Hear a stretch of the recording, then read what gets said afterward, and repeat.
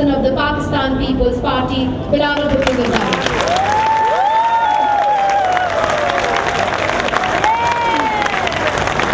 Bismillahirrahmanirrahim. Assalamu alaikum. I'm incredibly grateful to the organizers of this event for having given me the opportunity to speak on Asma Jahangir and some thoughts that I may have. It is indeed a privilege and an honor for me to be here in remembrance of Asma Jahangir.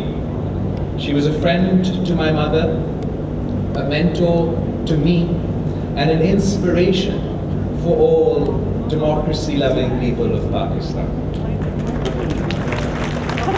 Asma Jahangir is synonymous with democracy, with rule of law, and human rights. Her voice could be heard when many others felt silent. She continued to feel the pain that others grew accustomed to until the end, never stopped pushing back, fighting the good fight. From bonded labor to women in abusive marriages, from victims of religious persecution to the sanctity of the will of the people.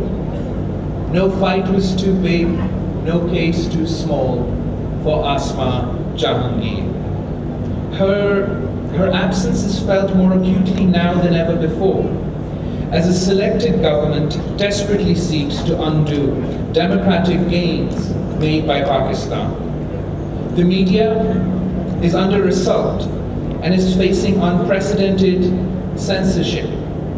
Human rights are endangered today, and rule of law and due process have been discarded in favor of rhetorical populism. Theatrics have triumphed over substance. But it occurs to me that though Asma is no longer amongst us, her ideas and her voice cannot be allowed to die. They must resonate through you. They must resonate through us. Asma Jahangir was a warrior for a democratic, progressive, inclusive, modern and pluralistic Pakistan. If she was present here, she would never have let this despotism go unchallenged, and neither shall we. Today, our democracy faces serious threats, not only from unelected forces, but also from so-called Democrats. I believe it was the Honorable Chief Justice who said, and I quote, that we know as a matter of historical fact that democracy has always been a highly endangered species in Pakistan. It has often fallen to the ground under assaults launched by anti-democratic forces waving the banner of basic democracy or true democracy. These assaults have in the past been made by military dictators, but it should never be forgotten that the forces of authoritarianism need not always be in uniform. Democracy, more than anything else, is a cast of mind, a respect for the opinions and decisions of ordinary citizens. Unquote. The supremacy of Parliament and the sanctity of the Constitution are under relentless attack. We still await clarity on the blatant manipulations of the 2018 elections and for the uneven playing field which resulted in the imposition of, in my view, an incompetent government. A government which is attempting to address grave challenges to the economy by Chandanomics, ignoring entirely that their lack of policy and consistent U-turns have not only failed to inspire confidence, but have in fact put this nation on a speedy track to further economic instability. It was the Pakistan People's Party which strengthen the Federation of Pakistan, and it is the Pakistan People's Party which will defend and strive for a more vibrant and stronger federation. We, the people who believe in the ideals of a federal, democratic Pakistan, must come together and resist any nefarious designs to undermine this. Let us not forget how the 18th Amendment sought to protect the Constitution and rule of law on the one hand, and strengthen the Federation on the other. It has done away with the powers of the President to dissolve at whim the Parliament, the symbol of the collective will of the people. It has conferred upon the provinces due rights over their resources, for which they were agitating for the past 6 decades. It has restored the balance in the distribution of fiscal resources between the federal government and the provinces by a more equitable NFC award. Instead of making population as the sole criteria, backwardness of a province and other factors have also been given weightage. I should therefore like to warn against any attempt to roll back the 18th Amendment or the NFC award. The Pakistan People's Party will stoutly and resolutely resist any such move. Let there be no doubt or mistake about it. Ladies and gentlemen, civility and democratic norms in politics have been replaced by hysteria and abuse.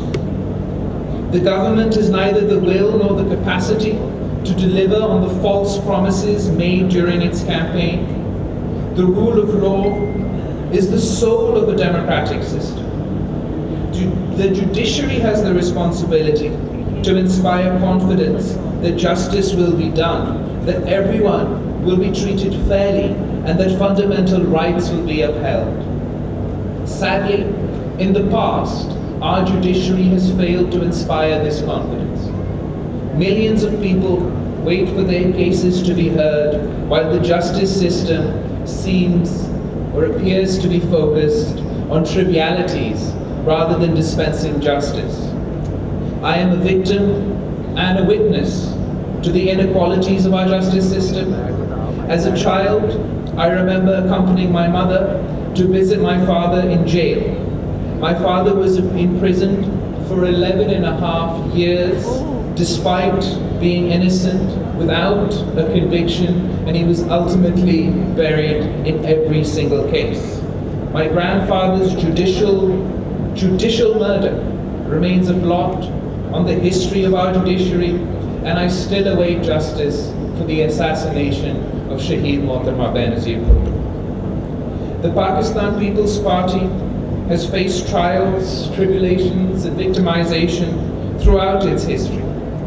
However, we have remained steadfast, and unlike others, we have never ransacked the courts.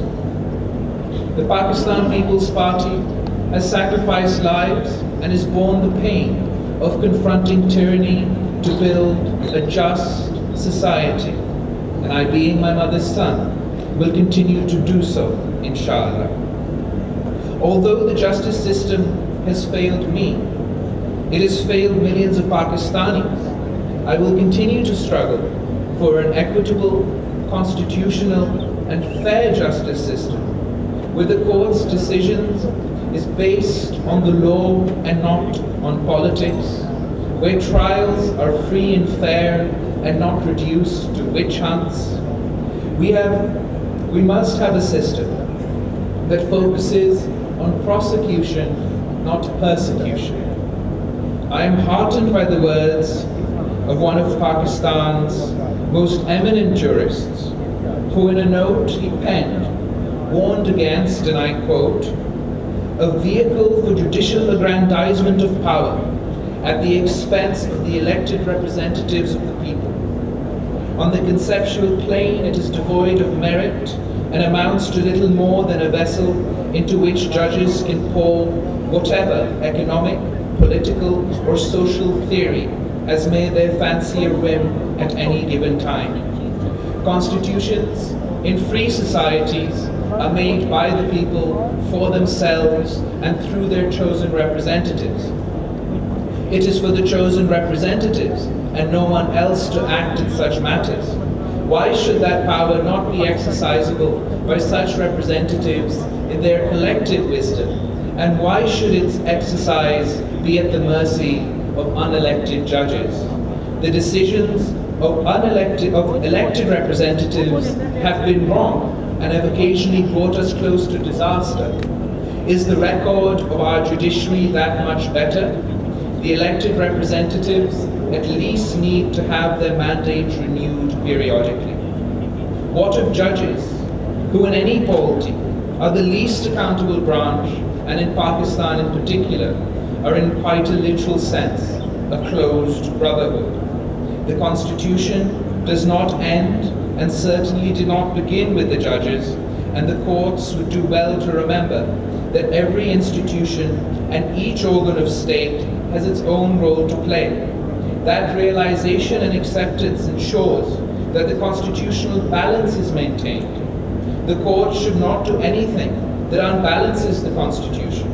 It should never assume in its own favor that it is the ultimate arbiter of all things, unquote. These insightful words by our Honorable Chief Justice Saqib Nisar in his additional note on the petition on the 18th and 21st constitutional amendment gives me hope that sanity will prevail. Ladies and gentlemen, the legal fraternity has always been the first line of defense against undemocratic forces, be it against the autocratic rule of General Zia al-Haq or the dictatorship of General Pervez Musharraf. It is the bar that holds the judiciary accountable, and it is the first to point out deviations from the path of constitutionalism and rule of law. And Asma Jahangir led the bar with incredible courage and unimpeachable integrity.